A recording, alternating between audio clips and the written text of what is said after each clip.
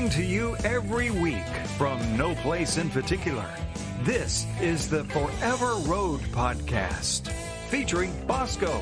He's a music lover, a historian, and a connoisseur of the obscure. Find us on some great platforms like iHeart, Spotify, and even more as we keep growing. Now, pointed down the Forever Road, here's Bosco.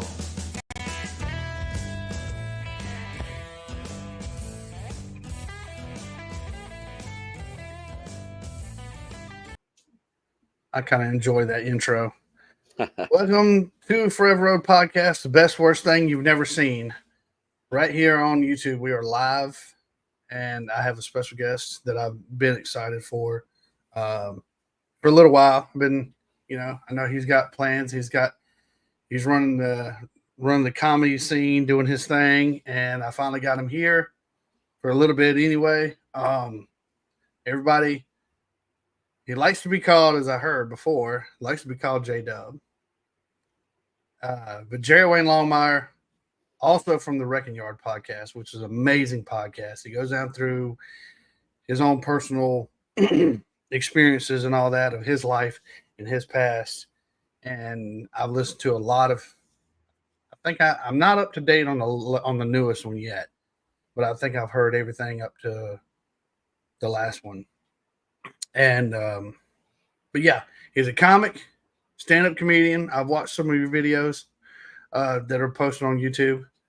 And I'll tell you what, if you ever make it to Macon, Georgia, or over this side, I'll be glad to show up to a show. But, yeah, Jerry Wayne Longmire, there you are, man. Hey, Bubba, how you doing, man? Mm-hmm. Yeah, it's been hectic. I know we've been trying to schedule this for a couple of weeks now, but Yeah. I caught the hoofing mouth about a week ago or something. Knocked me out of commission for a couple of days. Yeah, that's what your lady had said. Yeah, when your voice is your moneymaker and you lose it, you gotta you gotta hunker down and wait for it to come back. So of course, when you're planning on things, and I've had a week and then another week, and I was like, man, I got so many questions, so many. I don't want to sound like I'm a DJ on a radio station asking you. But at the same time, it's like, how did you come from your construction background to figuring out, hey, man, I'm pretty funny? Well, I've done stand-up comedy about 20 years, and that all came from back when I was still in NDT, and it was really just it was a lifetime of having stand-up comedy, imprinted on me. Jerry Clower and some of the Southern humorists and stuff like that. I always I was always kind of the funny guy on the job site. I always kind of wanted to do something like that.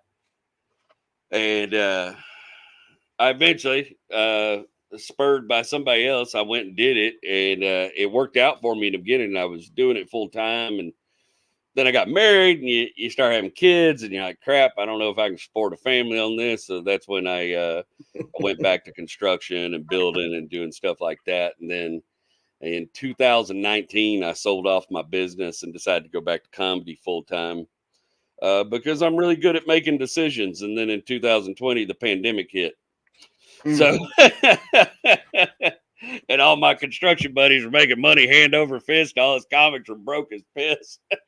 I know as far as the truck shop, because I'm a diesel truck mechanic, and back during the pandemic, we were still working.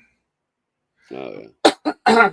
And I didn't get that mess. I think I got it a year and a half after the initial breakout. Like friends of mine and people that I knew had that crap, and then suddenly I thought it was a sinus infection, and then I started feeling bad. But yeah, it was like a year and a half later. But we worked at the truck shop that shall remain nameless because they don't pay me to mention them.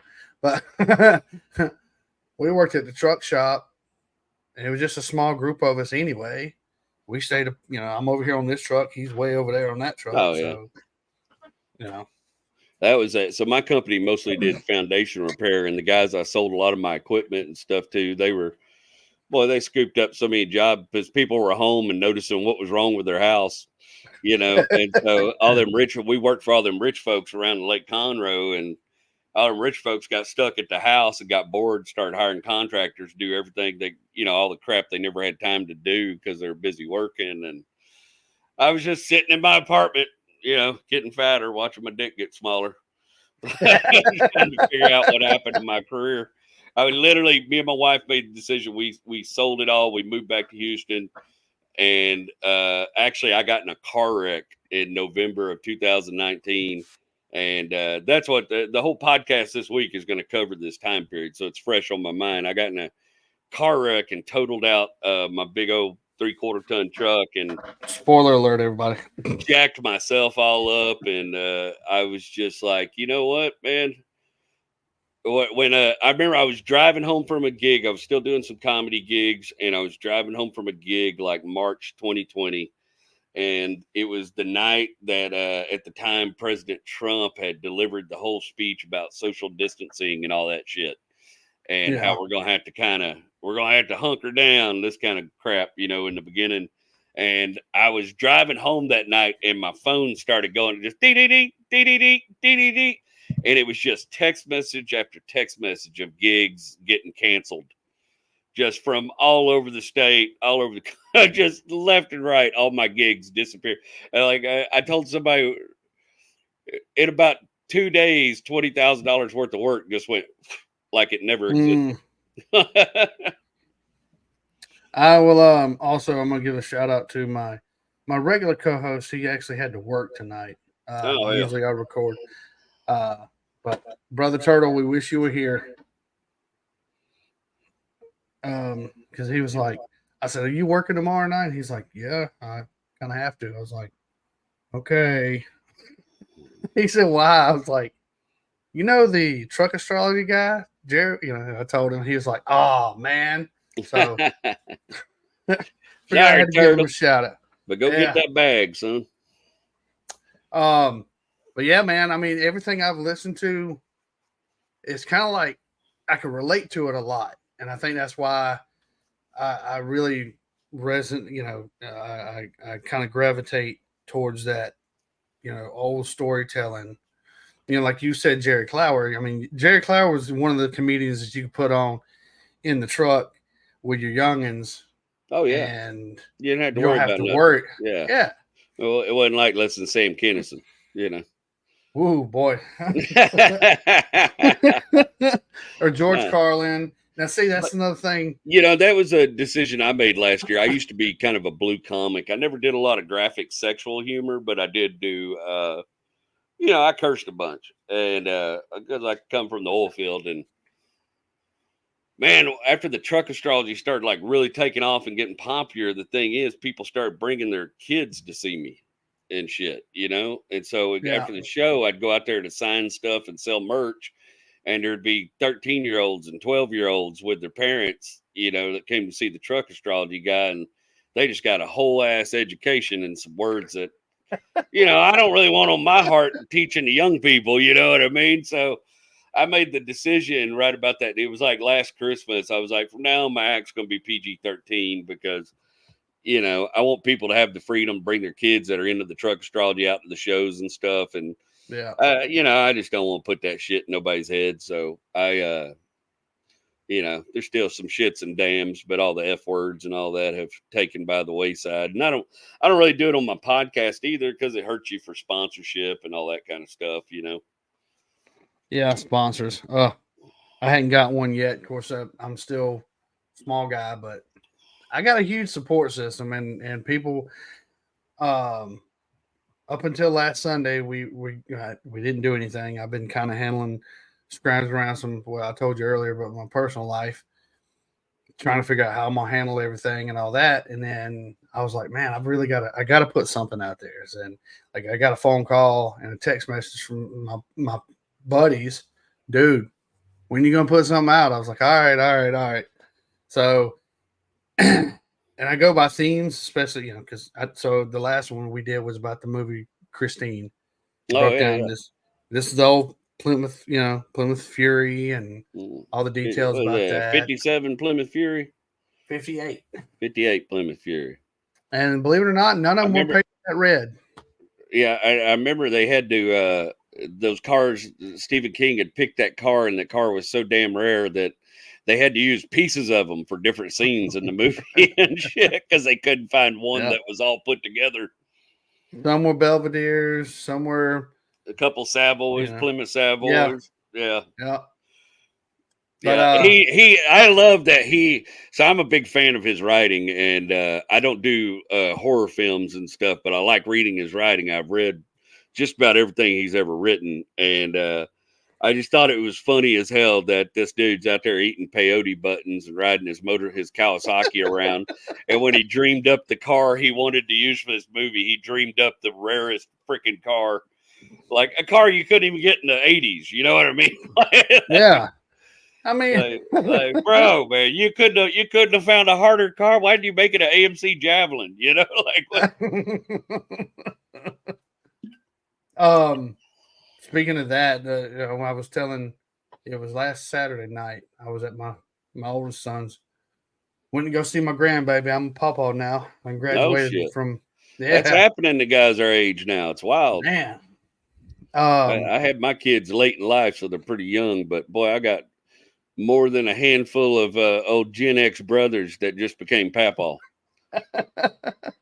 And we don't look anything like our papaws did. It's wild, you know. No, man. But I was telling Jay, my oldest boy Jay, I said, so we're going to talk about the old movie Christine, and we ran down and we jumped, we joked back and forth off and on. He was like, man, I couldn't imagine having that car. First time the radio kicked on by itself, I'll be out there washing it down I'm gonna wash you with holy water. You know, that's the thing. I don't know if you've ever read the book, Christine, but it is way more terrifying than that damn movie. And I don't usually always. A lot of people are like, "Oh, read the book; it's a lot better." And I don't always feel that way. But my God, I read that book and was like, "This is the most terrifying thing I've ever read." You know, and the movie missed out on a lot of the backstory about why the car was haunted. You know, and which was the really creepy shit. See, I didn't read the book. I'll be honest. Yeah, I don't think it's a common book. You know what I mean? Like, I think most people just remember the flick. I remember my mom had the book. You know, you're what, 3 years or so. I don't even remember when that movie came out. Was it 83? Yeah, I feel like it was early 80. Yeah. Just based on production values and whatnot. Took place in 78. But it was filmed and all that stuff in 83. But we were living in Germany at that time. Oh, wow. Stepdad was dude my mom was married to at the time. He was Air Force. So we were in Germany. But I can remember Ramstein. Yeah. I got a lot of friends that lived there. Yeah. Yeah. Well, all my buddies joined the military. So when I graduated high school, it was about 96. And a lot of my buddies joined the military because they didn't really have many other options at the time. And I wanted to hang out with my buddies, so I tried to join too, but I was too heavy. And at the time, there wasn't any war going on. So they're like, nah, we don't need you. And then 4 years later, when they invaded, or 5 or 6 years later, they invaded Iraq. All of a sudden, my phone was ringing off the hook from recruiters. Yeah. Like, hey, man, you still interested in joining? Like, oh, it don't matter. I'm fat now. Yeah, get wrecked, bro. Yeah. I always tell people by that time I had lived in Houston long enough to know I didn't like getting shot at, so I didn't go. Engage the chat here. We got Punky. It's actually my youngest daughter. She's in the chats. Hi, Punky. Oh. She's my little gear. She's my gearhead baby. She's oh, nice. Yeah, man. She's wanting to go to Wyotech, and she's not wanting. She has set her mind. She's going to go to Wyotech and then open her own all-girl hot rod shop. Oh, cool. Yeah. So, well, my oldest just neither one of my kids have really had a big interest in it.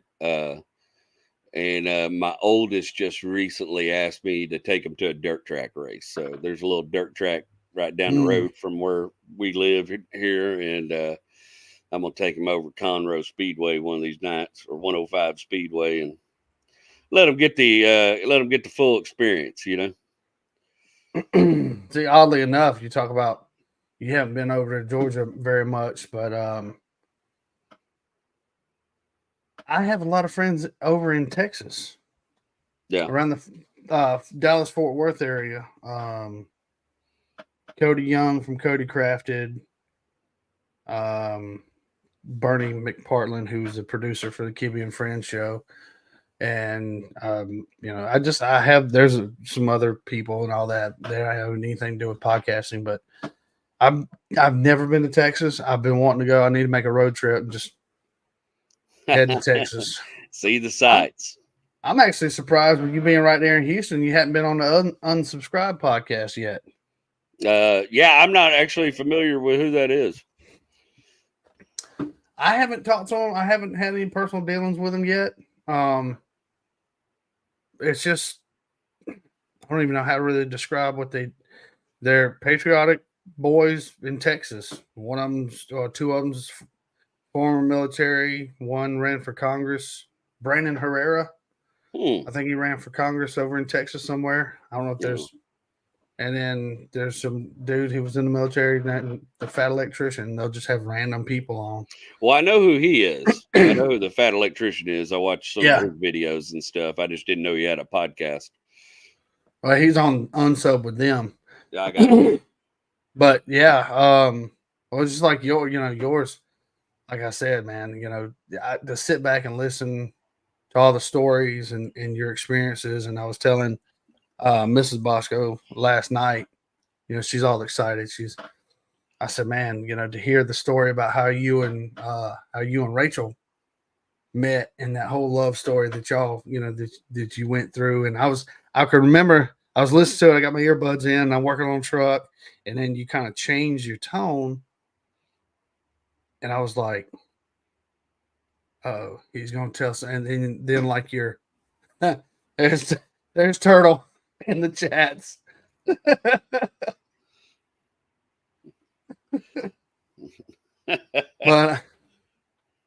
but then you changed. You're like, but I got the girl. And I was like, yes, I remember. It was touch and go for a while, Hey, man. But usually the good ones require a little touch and go. Yeah. So my dad always said, if it ain't worth fighting for, it probably ain't worth getting. Yeah. So I got a question. I know you're a music lover. I know that I've heard you say you like hip hop and rap. Mm-hmm. I don't know how far back you go with that, but this new rap stuff to me I'm lost on the newer stuff, but I figure you probably were probably in the Beastie Boys like everybody else was. I was a late bloomer, so I was raised Pentecostal, pretty strict Pentecostal, and so I didn't. It was, rap. They looked at rap like it was the devil. It's gonna go straight to hell if you listen to rap music. And the first one I really got into, and it was a group from Houston. It was called the Ghetto Boys, and they, and then also I was into Scarface on his own. And I remember my dad borrowed my car one day to go to work because his car was broke down. And I was in school at the time. I was a teenager, and I woke up to him tearing this cassette up in front of me, just pulling all the guts out of it, and just railing me about listening to this devil music in his car and all this stuff. And it was my Ghetto Boys cassette, and that Ghetto Boys cassette was a hard thing to come by, at that age, because it was explicit lyrics, and that's when Tipper Gore made it hard to buy music with explicit lyrics and all that stuff. And I basically had to talk my friend's older brother into going into Sam Goody and buying that cassette for me. He said Sam Goody. And I was pissed. Oh, I was pissed at my old man, just livid. And he was pretty hot at me. And then I didn't, after I didn't really listen to a lot of hip hop until one of my best friends in high school turned me on to Tupac. And I really got into what Tupac was talking about. I liked where he was coming from. His stuff made sense to me. I could relate to it. He wasn't talking about how much money he had or how many cars he had or how many girls he had. He was talking about people going through real crap and how to turn your cheek from that and how to come back from that. And I don't know, that really spoke to me. I was kind of an angry young man, and that spoke to me in a way that I liked. But that's also about the time I discovered punk rock, and it spoke to me too. I remember the first time being in a punk rock club, like, what are all these dudes mad about? I'm mad too. Like, this is fantastic. We're all mad. I had no idea there's other people that are mad, like. For me, it was, I thought we came back to the States, and for me, it was like, I was exposed to a lot of the hair bands in the 80s, which, it was Poison, Motley Crue, Rat, it never did anything for me. Punk rock, a little bit. And I know that the Beastie Boys came out as a punk rock band to begin with. Yeah, they were kind of part of that scene. Yeah. And, which, I mean, MCA or Adam Yauch, he, with his genius of all the different songs, I think, oh my God, Rhyming and Stealing was the used sample from Led Zeppelin's yeah. When the Levee Breaks.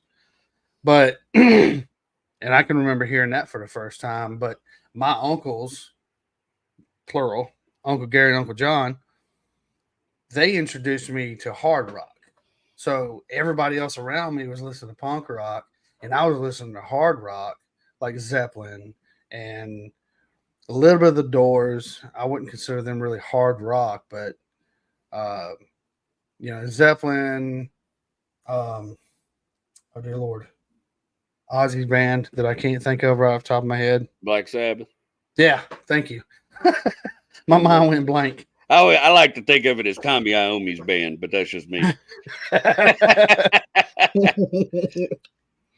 But then I discovered through and I'll name drop him here because he and I were talking about it the other day.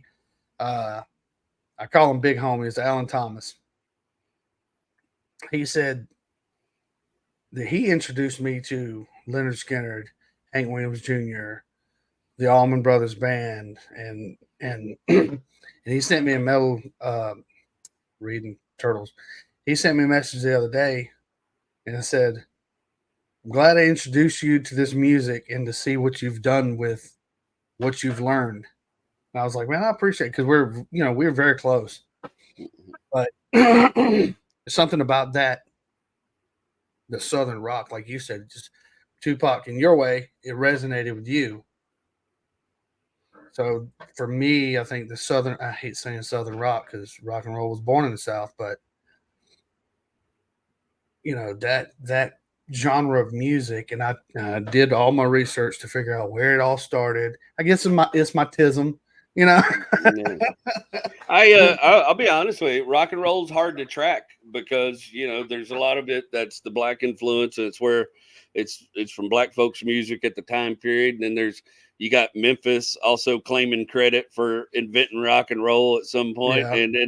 But you go further back than that, and you got Jackson, Tennessee, where rockabilly started, and that's a whole nother route of it. I've always said that basically bluegrass, hip hop, punk rock, and Southern rock are all just further examples that if you introduce enough mass unemployment, poverty, and drug addiction, you're going to get some good music every damn time.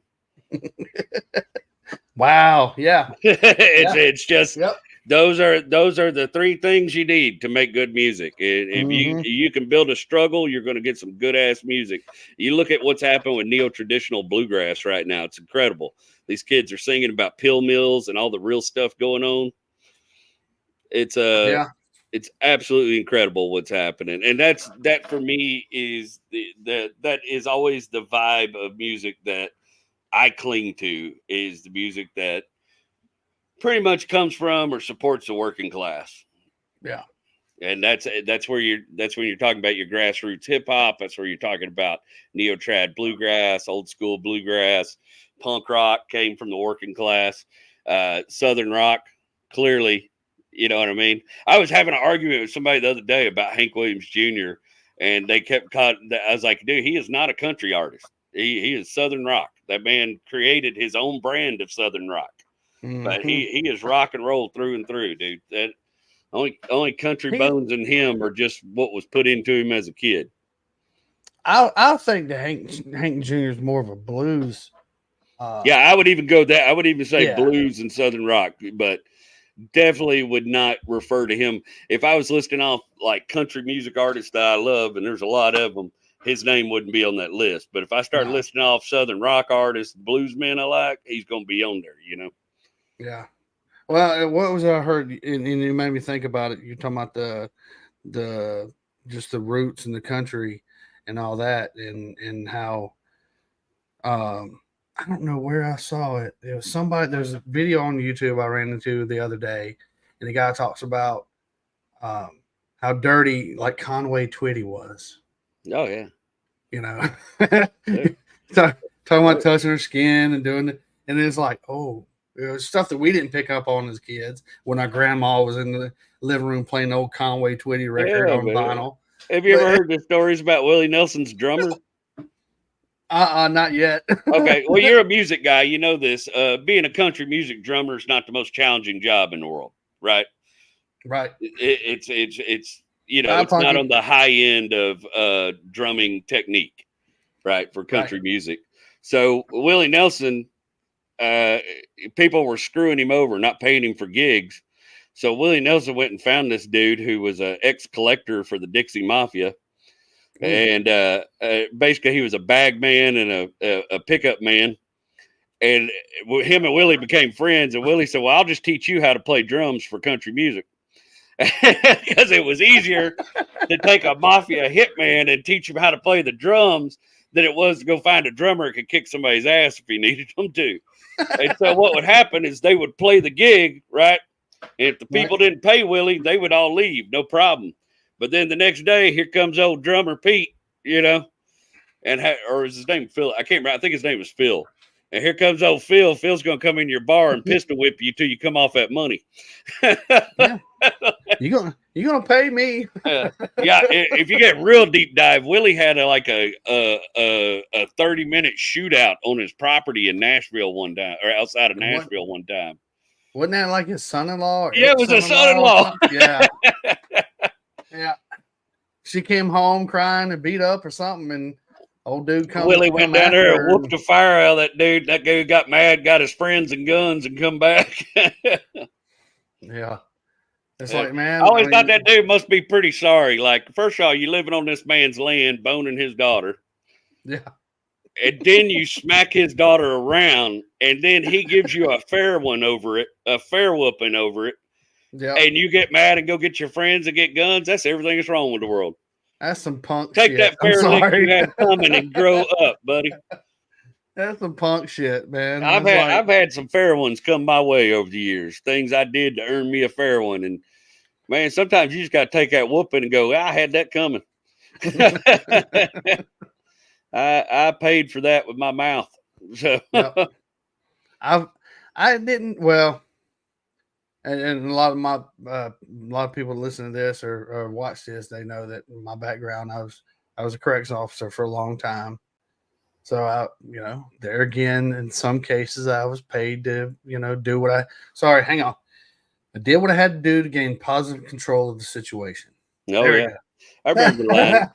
I did that job just long enough to know I hated it. I answered a job list. I was in Louisiana one time, down and out, and there just wasn't no work in the oil field. The oil field was taking a crap at the time, and I answered a job looking for hiring for security. Said $1,000 a month plus $200 a month additional pay. Well, that was pretty good money at the time, and I got the address and drove down there, and it turned out to be Louisiana State Penitentiary. And some people call it Angola. I was going to ask if it was Angola. Yeah, and boy, they gave me a little 2-week safety class, and some force blocking and that kind of crap, and put a badge on us and turned us loose. And I think I only worked there about 4 or 5 months, but boy, I couldn't wait to get out of that son 50 as soon as I got out, because that's the worst job I ever had in my life. Literally just babysitting people that hate your guts all day long. Yep. And it was, and a lot of it, me, because of my checkered past and all the wild shit I'd done, I spent a lot of time sitting there like, you dummies just got caught. I could be right here with you if I got caught. And they would tell me their stories, and I'm like, oh, no wonder you got caught. You're stupid. I see why you got caught. You should have never got caught for that. There was a few stories that I was, what you spend 12 hours a day with guys, and in a certain level, you kind of come to a certain level of respect, understanding, and respect. That's how you have to. Otherwise, you can't do your job. You cannot do that job effectively without a measured level of respect between the inmates and the COs. You can't, exactly. And you've seen it. I'm sure you saw it. If you did it for any period of time, you get a CO in there that's a piece of shit. That's doing, you know what I mean? Oh yeah. They don't last long. They get taken out quick. They get run off the job pretty fast. And it was always the scary ones that were the loudmouth. They want to always argue with the inmates. Yeah. Like, man, dude, will you calm down? I got this. Go, but you can't do that because you're supposed to be. We're in the same uniform. We're. Yeah. And then after we handle this right here, I'd take them to the side. Hey, man, that don't come completely out of line, bro. You're gonna get yourself gacked, man. Stop. Yeah, I had a warden tell me one time. One of my supervisor wardens told me one time I was a little concerned about some dude's behavior, and I just walked away from the situation. And Supervisor Warden told me at the time, he's like, we watched the camera. You did the right thing. He said, by the way, he said, if you want to see the worst son 50s in the world, go out in the parking lot at shift change. Yep. And it was our prison had a huge drug problem, right? Huge drug problem. Well, how the drugs get in? Yeah. Way to get in. It ain't like they're leaving and coming back.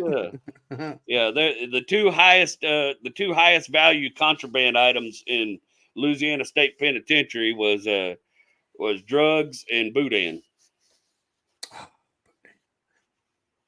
I guess that would be contraband, but I'm like, yeah, really? You weren't supposed to have it in the prison, but them guys would pay guards to bring them boudin. And dudes would risk their life about making some money off some boudin, risk their career and their life about making some money off some boudin. So it's funny because your podcast is basically your life story, and which is fascinating to me, because I work where I work at now. I'm the fleet manager for an ice manufacturing company. They don't pay me to talk about them on here, so yeah. I'm just joking, but it's Home City Ice. They're based out of Cincinnati. Yeah. So I work by myself. It's a one-man, shop. I work by myself. And so that's all, if I have a podcast or something going on my earbuds, and at least I feel like somebody's talking to me. Yeah. So I'll listen to hours. I'll change. I'll go from yours, and I'll go to another one, and go to the next one, and all that. And then when I get in the truck, I play music. So yeah. But hearing your life story, you traveled. You've been up in Pennsylvania, worked, and you've been out in out in Louisiana, at the Angola. I don't know why I think that's funny, man, because I can relate to that. They still doing the rodeo out there too. Did you see that rodeo? Oh yeah, yeah. So, well, we used to go to that before I ever worked there. That was always a big deal. Was go to that prison rodeo. You see some of the best rodeo cowboys you ever seen in your life at the prison rodeo. Oh yeah. Guys ain't got a lot to lose. They go for it. You got to I'm do a with lifer, three. might as well. You got to do with 3 life sentences. What does he give a shit about getting kicked in the head? That's just gonna get him a better room. You know. I'll be a medical call for the next 2 weeks. I'll be Yeah. good. You better food in the med bay. A good buddy of mine had done some work over there. He's still in the corrections, or he still works for the prison system. But and he came back not I think a year or 2 ago. He came back with a poster from Angola. I was like, "Look, I seen you bring me one." Yeah, I did that job. There was also other parts of you know, until you've really, really witnessed and been a part of the system that locks men in cages, human beings in cages, you can't really. I hear a lot of people have a lot of opinions about it. I'm like, you need to go see it. You need to go witness what it does to people, because there's other prison systems all around the world that don't have the problems ours do. You know, that but where, you know, people are not treated like animals, and they're not also sort of pushed into animalistic behavior either. You know, granted, you also meet some people if you're in that situation where you're like, oh my God, you should never be free again. You are the worst human being I've ever met in my life. Please God, I hope they keep you in a hole somewhere. You know, like I come across a few of those. Now, one we had a few high profile ones. That, you know, and one dude was, you know, there's one, you know, the old school cat who's been he's been in for a while. Yeah, old timer. And I was never one of those officers that would just go in there and toss somebody's cell. No, that's their house, dog. You don't Right. do that, man. You go there, you pull the things out, you look for what you're looking for, and you put it all back. And this one cat, and I don't work there anymore, so I don't care. But this one, you know, he's doing some serious time, and he's been in for a while. He's old school, and I kind of, like we talked about earlier, having that certain level of respect. I go in there, I didn't toss a cell. I just kind of looked around, poked around a little bit, and I found a little bit of weed. We later found out how the weed was getting in, but and I knew that dude was in the shower, and I knew that the tech squad was on their way. That if they found this one dude with this, just even, I mean, you know how it is. Yeah. Just so I just tossed it. And when we got him out of the shower, I kind of leaned over and said, "Look, man, I'm gonna be honest with you. I found what part of maybe what you were hiding, but if you got something else, you need to go ahead and toss it." He was like, "What you mean?" I said, "I ain't saying no more. I done told you enough." Yeah, I could have gotten fired for that, but it's a job that requires a balance. I'm always impressed with guys that can do it for any period of time and keep their soul, because it's a job that requires a lot of balance and a lot of not taking shit home with you, because you hear a lot of stories and you learn things about people you didn't want to know. Yeah. And, you know, so it was having that experience. Of course, it does, like you said, it does kind of mess with you, and you can't really go into a big crowd of people without just being like, okay, all right, you know, having the right people around me. I'll say for myself, having the right people around me. If we go into a crowd, say the next town over, you know, they have the food truck Fridays, or they have a big get together or whatever, you know, I'll have Turtle being right there, knowing that I know that he's right here. Because when you're in the prison and you got 250 people around you and you're just one guy, with a fucking with a beeper. Everybody has this misconception that prison guards have guns and shit. Like, that's just the tower guys. Boots on the ground. We ain't got nothing but a beeper. Yeah, we got this radio. I will break it upside somebody's head. I'm not going down by myself, but yeah. So changing from that, your automotive, you know, I know you grew up around a wrecking yard. Yeah. And which is a pretty interesting story. And listening to your papa, and dude, I'm gonna be honest with you, I don't even know if you saw my comments on that episode, but I did post it. It made me think about my Papa Harrington. And I was like, God, because my mom met the man that raised me from the age of 7 up to shit. I think he still is raising me. But anyway, to now, and I call him Daddy. And he had the biggest influence on me as far as like how you handle life and doing things that you're supposed to do regardless. But his dad, Papa Harrington, he didn't see like, oh, that's my step grandson. That's my youngin's wife's son or anything like that. I was his grandson. Yeah. And even though if I was like on restriction, grounded or whatever, he'd come by the house and pick me up, take me camping with him. And they're like, well, he's supposed to be grounded. And hey, Papa rules over yours, but he taught me a lot. And of course, that's probably the first time I stole a pack of cigarettes from anybody. And I thought I was cool. And oh boy, I remember my first one. Non-filtered Jacks. Yeah, Papa Clark smoked the unfiltered Camels. And I was about 13 years old, and I got me a hold of one of them unfiltered Camels. And me and my little best buddy, Nathan, we smoked the whole thing together. And boy, I was sick as a dog. I was coughing up and puking and everything else. And Papa wasn't one of those. First of all, he wasn't going to waste some cigarettes. So he wasn't one of those, I'm going to make you smoke a whole pack kind of guy. He was like, yeah, how's that? It feels stupid, doesn't it? How's that? Why are you smoking one the whole time? Hey, watch out, boy. It should have give you cancer. Y'all not even be doing that crap, You dumbass. We grew up going to different car shows, all the different, oh Lord. Turtle said non-filtered Pall Mall. There you go.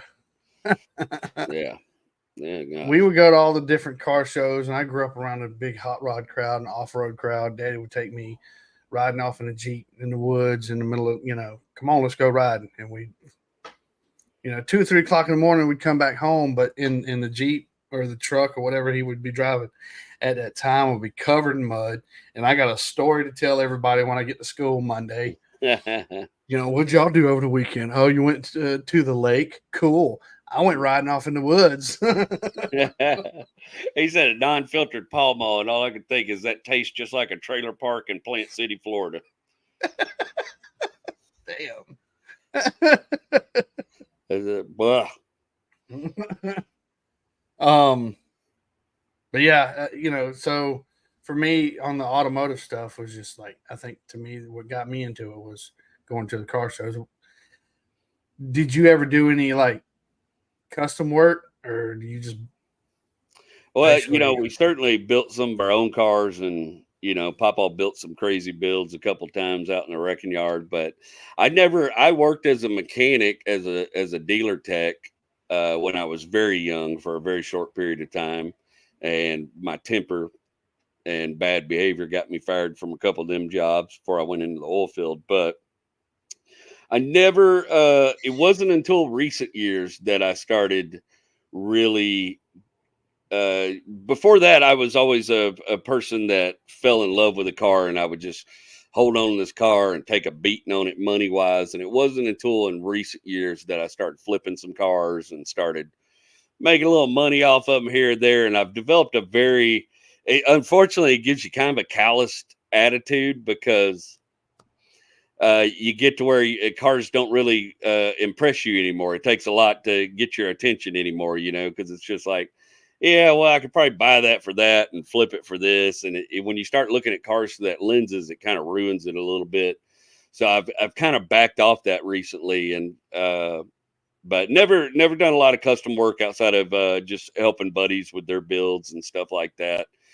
I've got a couple things coming up that may end up going that direction. I've got an idea for a pickup I've wanted to build for about a decade, and I've got somebody that wants to fund it and help me out with it. So I may try to build the old Diamond Gem Special finally, because I always had an idea. I always wanted, and there's a lot of people have done it with flower cars and made them like El Camino style builds, and that's not what I'm looking for. But I always had an idea. I wanted to take a 66 C10 long bed, style side bed, and make a version as if Cadillac produced a C10 in the 60s. So we're going to take a 66 Cadillac front end and narrow it and make it a little taller to fit the grill. So it still has the same truck proportions, probably put a LS in it, some easy motor swap. So we get plenty of power and quiet, but I wanted to drive like a Cadillac. We're going to put airbags. We're going to put air suspension on it. And we've even actually talked about using a Cadillac Escalade for the frame and for the guts. Oh yeah. You know what I mean? So you still get, because I want the interior is going to be the best of 1960s Cadillac interior, which was fantastic anyways. And then we want to take the fins and kind of work them into the bed design. Subtle, not over the top, but just a subtle fin design, almost like a 57 Sweepline Dodge bed. Yeah, that's what I actually envisioned when you were talking about that. Make the old Diamond Jim C10, because I always liked them C10 pickups. I always thought they had a great stance. The mid 60s are probably some of my favorites. And I thought, boy, that'd be, if you just saw it, if it was just coming down the road and it had the Cadillac grill and you knew something was right, but something was off about it and you couldn't figure it out. And it comes by you nice and quiet with the Cadillac badge and everything. And it might be a mile down the road and you go, what the hell? Cadillac didn't make a truck back in. You know what I mean? Like, that's how good I want it to be. I want it to be just sly enough that you don't really know what you're seeing until it's gone and you think about it. And like, I'll be damned. That was a damn Cadillac C-Series, That's a Cadillac C10. So we may do that. I've got piles of drawings and work I've done on that. And so you never can tell. A lot of sheet metal bending and spot putty and it's a lot of body work, which ain't my strong suit. I'm more of a under the hood guy. But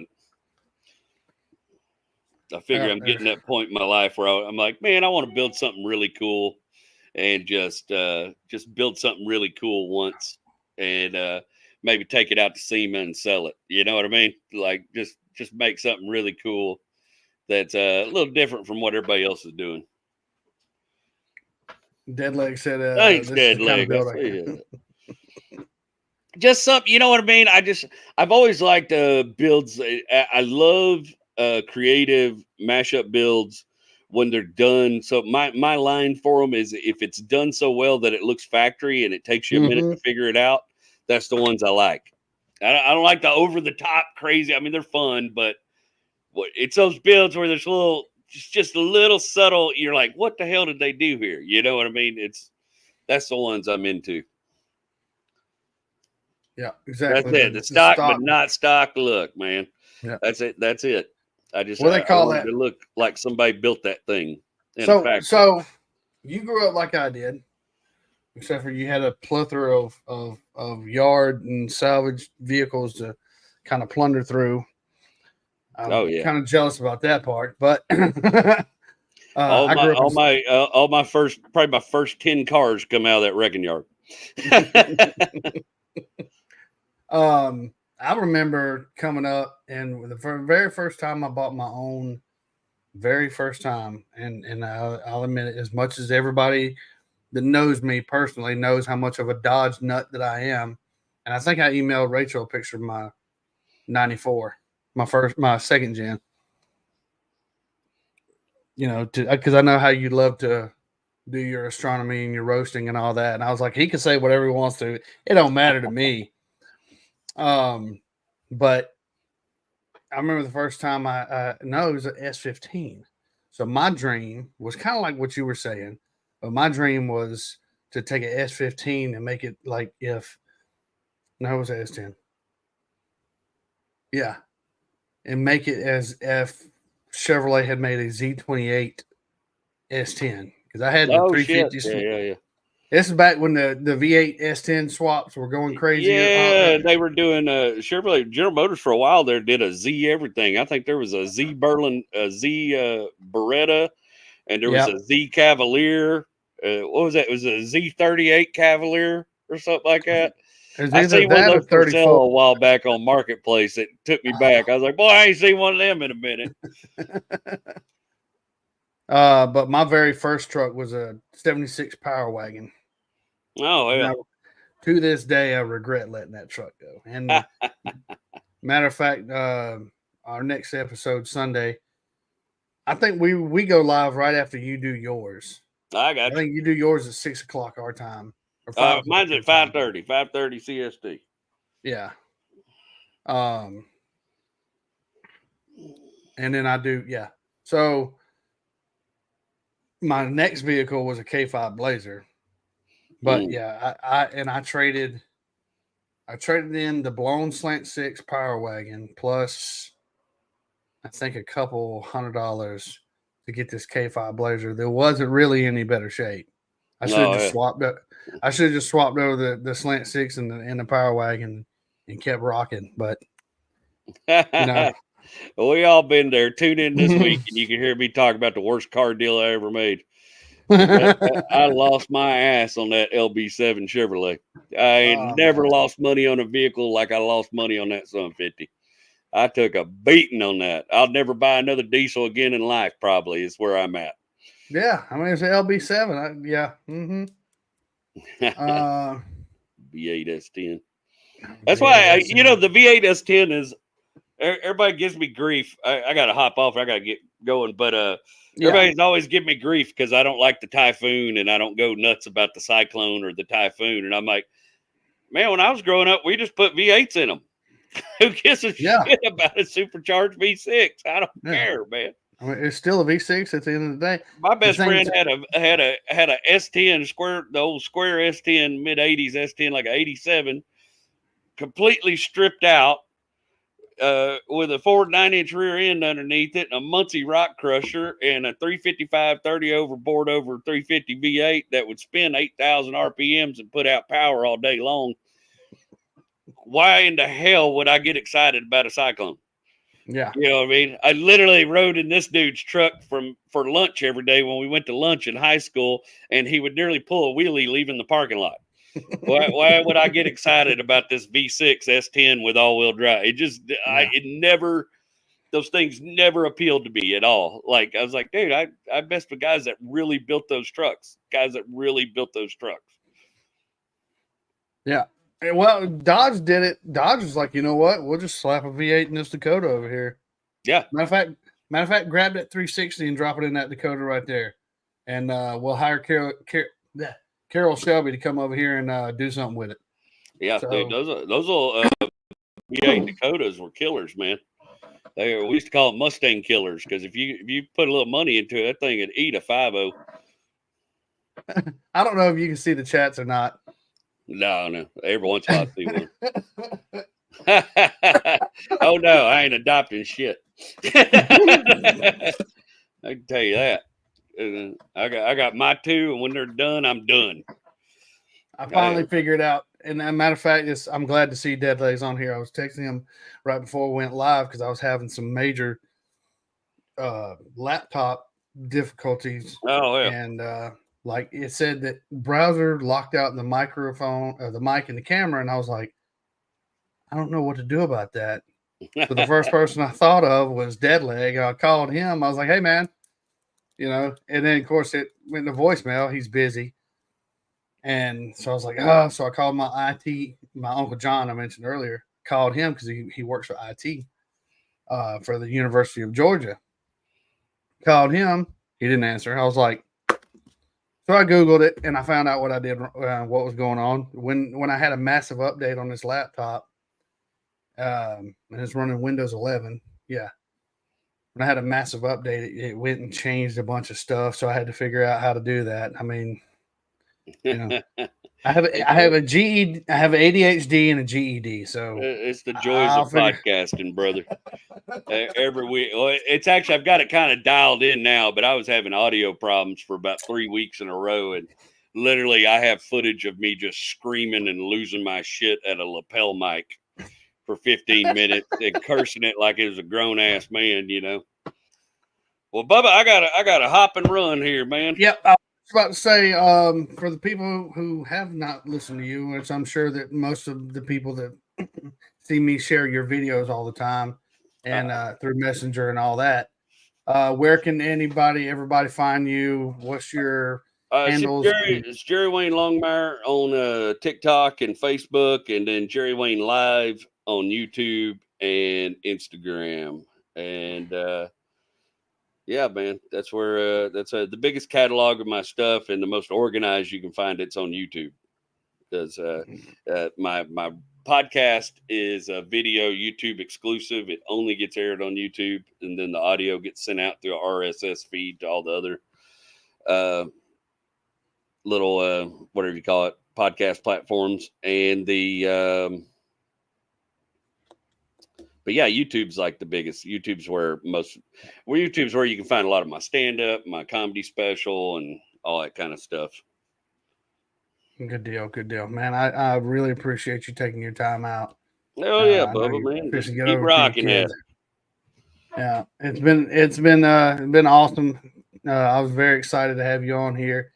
Hopefully when you get a little bit, later on down the road, you got an hour or so to sit and talk with me. We'll bring you back on, or maybe I'll come. Whatever. I'd love to have you on again. I know that. I enjoy, like I said, I enjoy your stories. And I'll say this, and this is going to be on record. You make your way over here to Macon, Georgia. I could give you the Grand Allman Brothers Band Museum, the grand tour around Macon. Hell yeah, man! I'll take you up on that. We've been talking to a venue in where's that venue at? Kings Bay, Georgia. We've been talking to a venue out there about coming out there and doing some show. I had an uncle that retired from Mayport and a bunch of family around that area. So I think we're going to come out that way at some point here in 2025. 2025 is shaping up to be crazy. My schedule right now is insane. It looks like a crazy person put it together. So we'll see. We were laughing. I just got booked to do probably my biggest show ever for the Punchline Comedy Club. Is one of the oldest comedy club chains in America. And they just built a brand new one in Houston a few months ago. And they bringing me in to headline right before Thanksgiving. And we were sitting down, me and my manager sit down, look at my schedule, realize I hadn't even done a show in Houston all year. And I freaking live here, So I was like, all right, well, I guess it's the only Houston show this year, and we're going to rock it out. But I appreciate you having me on. Hell yeah, man. Yeah, man. Tell you, Miss Rachel, that I said thank you. And you said you were going to go carve some pumpkins. And y'all have a fun evening. We're going to go carve pumpkins in 85 degrees. It's super fun. It's really seasonal. Yeah.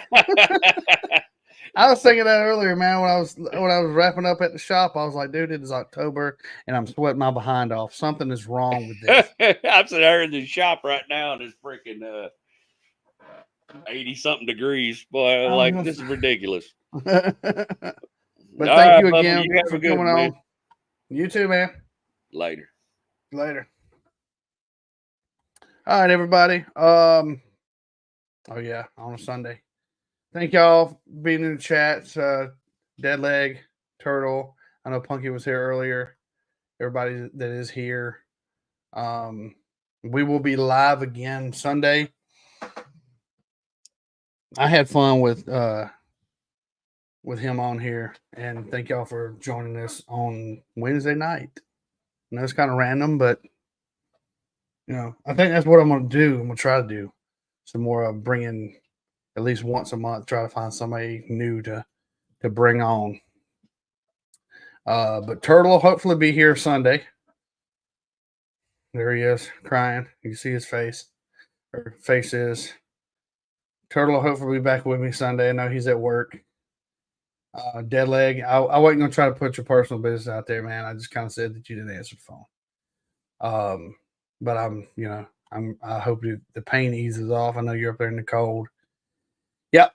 Please smash the like button. If you haven't subscribed, please subscribe. Whatever side the screen's on, subscribe over here, like over here.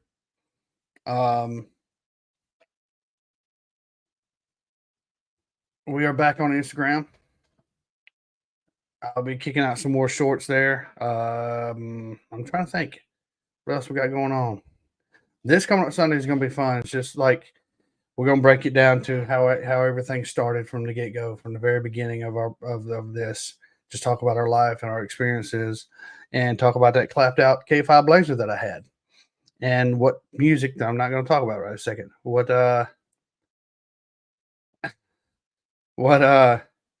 Sorry, Turtle. What music I was listening to, and whatever we were dealing with in life at the time. I think Turtle's got a little story on his side that he's going to share with everybody. And hey, if y'all have anything y'all want to share with me, please let me know. foreverroadpodcast@gmail.com. Comment in this. Let me know what you think. I really appreciate y'all joining me tonight. I know it's, like I said before, it's Wednesday night. We wish you were here, Turtle. Before we went and recorded, I told him that, told him that you missed out on it, but we did throw you some love before you actually came on to the chats. So y'all have a great rest of the week. I think I'll see the guys from Failure to Stop online in the chats tomorrow and Friday. What's tomorrow? Yeah. It was not New Kids on the Block. It was more like In Sync or something. I don't know. But as for me, Forever Road Podcast, I love y'all. Peace. Thanks for riding with us on the... Hold up. There's one thing I almost forgot, and it's my bad. All right. I'm going to do this by myself. As everybody knows, I have family and friends. Ooh, it's bright. So I have my laptop hooked to the TV behind me. That's why I keep looking up. Let me X out of that. Backstreet Boys. All right. Before I wrap this thing up, we're going to talk about the Operation Tackle Box, 501c3 nonprofit organization that helps our our service members. Let me see. I did not have it pulled up. There it is. Operation Tackle Box, 501c3 nonprofit organization. Turtle he did the ad read the other day, so I guess it's my turn.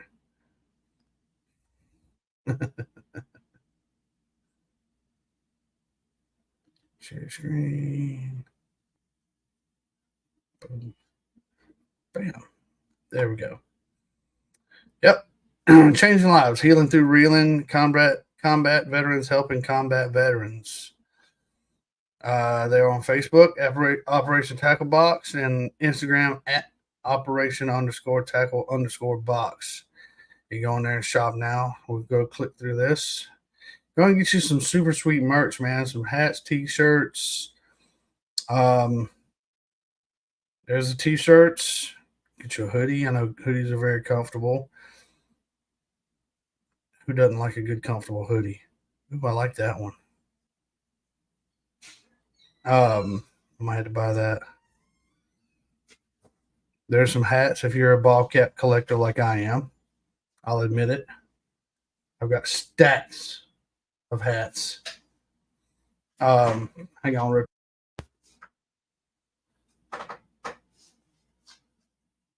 Oh, yeah. Nice. But yeah, so go on there, make a donation. They do a lot of good for our combat veterans coming home, suffering from PTSD. I know it helped out our brother Turtle here. What did I miss? Oh, you missed a good show. But yeah, it's going to be put on Spotify probably tomorrow. or the next day. I still hadn't moved the Sunday show over yet. Now, here's another one.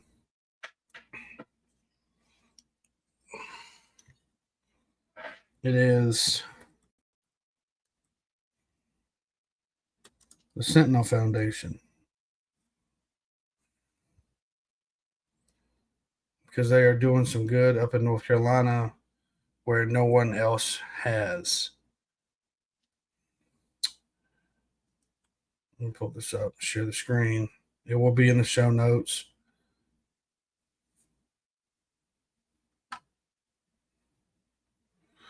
Donate to help support the Hurricane Helene relief efforts.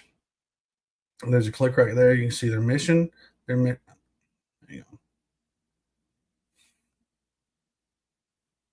Yeah, okay, I'm right.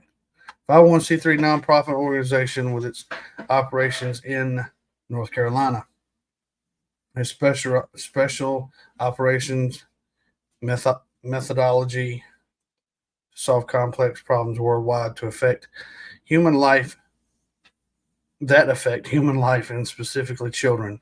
Sentinel Foundation focuses on counter sex trafficking and crisis response to preserve human life during emergency situations. We all know that's a very, very serious case. But y'all please go donate to them as well. They're doing a lot of good work in the recovery efforts and relief efforts, shall I say, in North Carolina and all the things that the Appalachian community is dealing with at this moment. And also, y'all see this. Good thing I don't have a sponsor. I don't want to get demonetized. But yeah, check them out. There's a sentinelfoundation.org. Foundationsentinel.org. That's right. So y'all check those out. They'll be in the show notes as well. I wanted to get those in before I wrap the show up. Thank you, Dan Eggleston. Nice to see you in the chats. I know you missed a lot. You can go back and listen to the whole thing. I tell you what, Jerry Wayne Longmire, which I've never thought I'd meet a person with the last name Longmire. He's a trip. Y'all go check him out. Yeah, so until Sunday, y'all, Dan, I know you're out riding around. Be careful.